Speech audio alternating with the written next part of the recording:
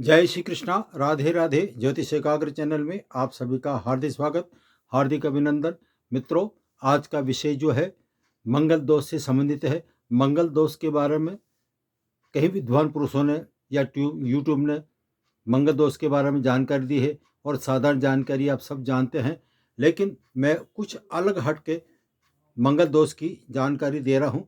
वो इस तरह से, वैसे तो किसी की भी जन्म पत्रिका में प्रथम भाव, चतुर्थ भाव, सप्तम भाव, अष्टम या द्वादश यानी कि 12वें हाउस में यदि मंगल बैठा हो तो ऐसे व्यक्ति के मंगल दोष प्रभावित होता है। साधारण लैंग्वेज में हम ये कह सकते हैं कि प्रथम, चतुर्थ, सप्तम, अष्टम और द्वादश इन स्थानों में यदि मंगल लिखा हुआ हो तो वो मंगल दोष कहलाता है। लेकिन मेरा नया अनुभव और मेरे ज्योतिष गणना के अनुसार किसी की भी जन्म पत्रिका में ये दोष तो बनता ही है, मैं जरूर मानता हूँ।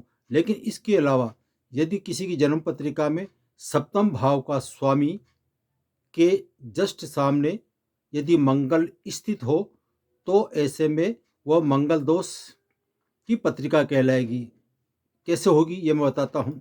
यदि किसी की कर्क राशि की पत्रिका है, कर्क राशि के हिसाब से सप्तम भाव में 10 लिखा होता है। 10 का मतलब होता है मकर राशि। मकर राशि का स्वामी शनि होता है। शनि वैसे विच्छेदात्मक ग्रह कहलाता है और इसके जस्ट सामने यानी कि जहाँ ये बैठा हुआ होगा 10 लिखा हुआ है, इसका स्वामी शनि यदि 10वें भाव में बैठा हुआ होगा तो 10वें से सप्तम भाव की उसका चतुर्थ भाव कहलाएगा। या सप्तम भाव में स्वग्रह होकर बैठा हो या लग्न में बैठा हो तो उसके जस्ट सामने यदि मंगल विराजित हो तो ऐसी पत्रिका भयंकर मंगल दोष से प्रभावित होती है। और जो मैंने आपको पिछला, अधिकतर लोग बात जानते हैं कि मंगल दोष ये होता है और मंगल दोष के प्रभाव कुछ कम और कुछ ज़्यादा हो सकते हैं, परंतु किसी की जन्म पत्रिका में सप्तम भाव का स्वामी सूर्य से लेकर शनि तक कोई भी ग्रह हो सकता है और उसके जस्ट सामने यदि मंगल स्थित होगा तो ऐसा जातक या जातिका की पत्रिका मंगल दोष से प्रभावित होगी। अब इसके दुष्परिणाम क्या हो सकते हैं? इसके दुष्परिणाम ये होंगे कि उनका दाम्पत्य जीवन अलगाव की स्थिति में आ सकता है। जब उनका विवाह होगा तो इनमें टकराव, अलगाव, तलाक या एक दूसरे का बिछुड़ना यानी कि एक दूसरे की मृत्यु तक हो सकती है। यह सप्तम भाव से के स्वामी के सामने जहाँ विस्थान बैठा हो उसके जस्ट सामने यदि मंगल विराजित हो तो इसके इतने दुष्परिणाम आते हैं।